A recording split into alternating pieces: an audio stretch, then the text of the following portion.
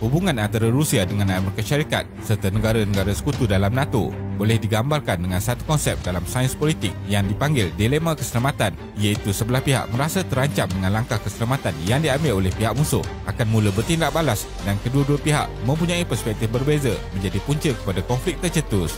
Pakatan NATO yang diwujudkan selepas Perang Dunia Kedua bertujuan menyekat pengaruh kesatuan Soviet dan menjaga keselamatan negara-negara Eropah Barat seperti Jerman, dan kemudiannya bermula 1990-an berjaya meluaskan pengaruh ke kawasan Eropah Timur dan Selatan yang dianggap sebagai ancaman serius kepada keselamatan Rusia. Strategi NATO bagi menarik negara-negara bekas kesatuan Soviet dengan tujuan mempromosikan keamanan dan demokrasi dianggap sebagai punca kepada peperangan bagi Rusia. Jadi, dalam video kali ini, kita akan melihat kenapa Putin memulakan serangan dan situasi peperangan di Ukraine. Teruskan menonton. Kenapa Putin mengarahkan serangan?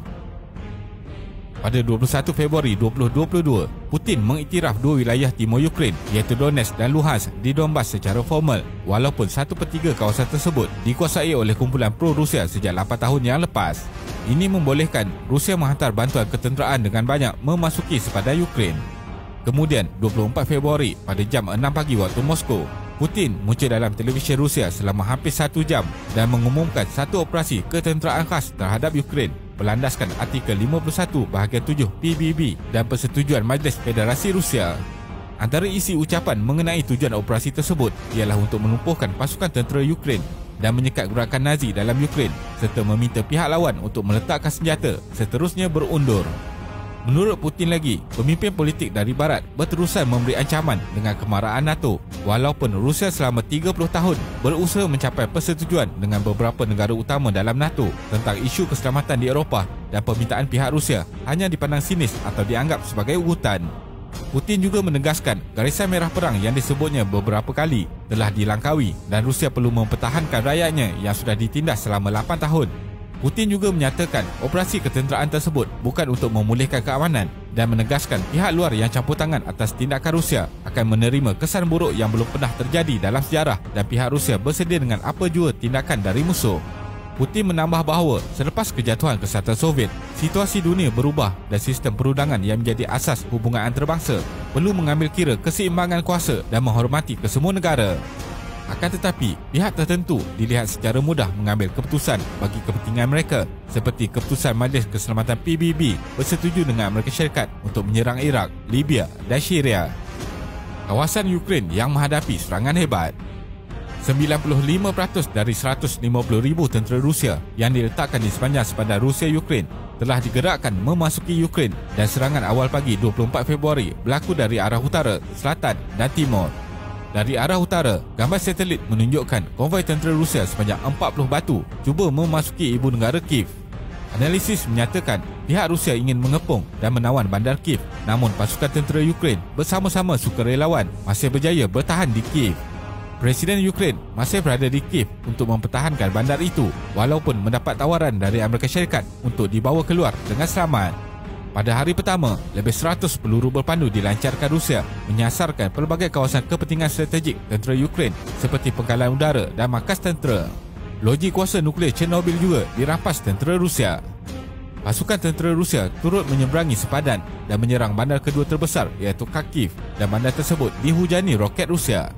Pelabuhan Kherson di Laut Hitam juga ditawan pihak Rusia setelah mendapat tentangan hebat dari tentera Ukraine yang terpaksa berundur ke arah barat. Ancaman nuklear oleh Putin. Pada 27 Februari, Putin meletakkan status pasukan pencegahan nuklear negara Rusia dalam keadaan sangat bersedia berikutan kenyataan agresif dari Presiden Biden dan pelbagai sekatan ekonomi baru dikenakan terhadap Rusia. Namun, banyak analisis berpendapat ianya ialah amaran oleh Putin supaya tiada pihak luar masuk campur dengan perang Ukraine. Seperti di Amerika Syarikat, Presiden Rusia mempunyai kuasa penuh untuk mengarahkan serangan senjata nuklear. Rusia adalah negara pertama dalam jumlah bilangan senjata nuklear iaitu sebanyak 5,977 dan diikuti Amerika Syarikat sebanyak 5,428. Rusia mempunyai bom besar dengan kekuatan 3,800 kali ganda dari bom atom yang dijatuhkan di Hiroshima pada tahun 1945. Bom ini pernah diuji semasa Perang Dingin pada 30 Oktober 1961 dan kesan letupan dapat dilihat sehingga jarak 1,000 km. Dalam pertemuan antara Presiden Biden dan Presiden Putin di Geneva pada tahun 2021, kedua-dua pemimpin berpendapat bahawa perang nuklear tidak boleh dimulakan dan tiada siapa yang akan menang. Sebelum ini, Ukraine sebagai negara bekas Kesatuan Soviet mempunyai senjata nuklear yang ketiga paling banyak selepas Rusia dan Amerika Syarikat pada akhir Perang Dingin. Pada tahun 1994, satu perjanjian keselamatan ditandatangani oleh Ukraine, Amerika Syarikat, United Kingdom dan Rusia, iaitu Budapest Memorandum on Security Assurance, di mana Ukraine bersetuju untuk memusnahkan semua senjata nuklear sebagai syarat semua pihak menghormati kemerdekaan serta sempadan Ukraine. Dalam masa 10 hari perang, kira-kira 1.5 juta rakyat Ukraine atau lebih 2% dari populasi Ukraine telah keluar mencari perlindungan di negara-negara Eropah, dengan Poland menerima paling ramai pelarian dan pihak PBB menyatakan angka akan bertambah sehingga 4 juta menjelang Julai 2022.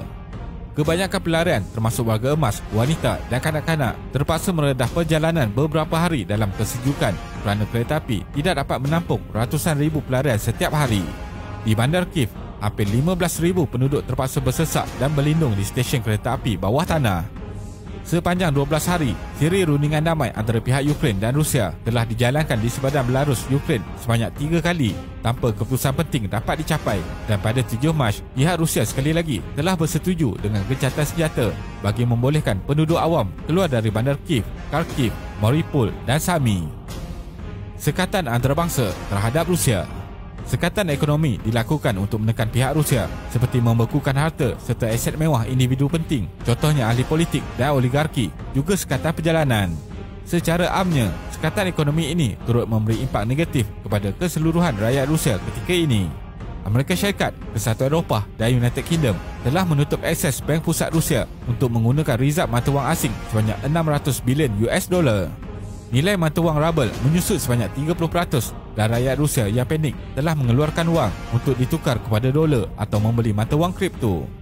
Ketika ini, pentadbiran Biden mahu menghentikan import minyak mentah dari Rusia, manakala Kesatuan Eropah yang mengimport 40% minyak dan gas dari Rusia tidak dapat menampung keperluan tenaga tanpa Rusia.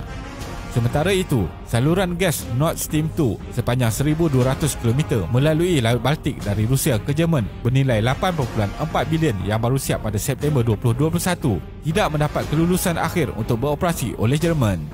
Pelbagai servis seperti Mastercard, Visa, PayPal, Netflix dan TikTok dihentikan di Rusia. Amerika Syarikat dan Kesatuan Eropah telah melarang kapal terbang milik Rusia menggunakan ruang udara mereka, dan Rusia turut menutup ruang udara untuk digunakan oleh 36 buah negara. Kesimpulannya, walau apapun alasan pemimpin negara untuk berperang, hakikatnya kesengsaraan ditanggung oleh rakyat biasa, termasuk kanak-kanak dan warga emas yang tidak mampu mempertahankan diri.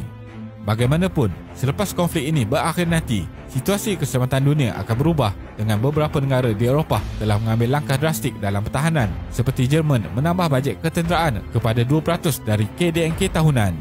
Manakala bekas Presiden Jepun Shinzo Abe telah mencadangkan kerjasama dengan Amerika Syarikat seperti meletakkan senjata nuklear milik Amerika Syarikat di Jepun. Terima kasih kerana menonton dan jangan lupa subscribe. Jumpa lagi.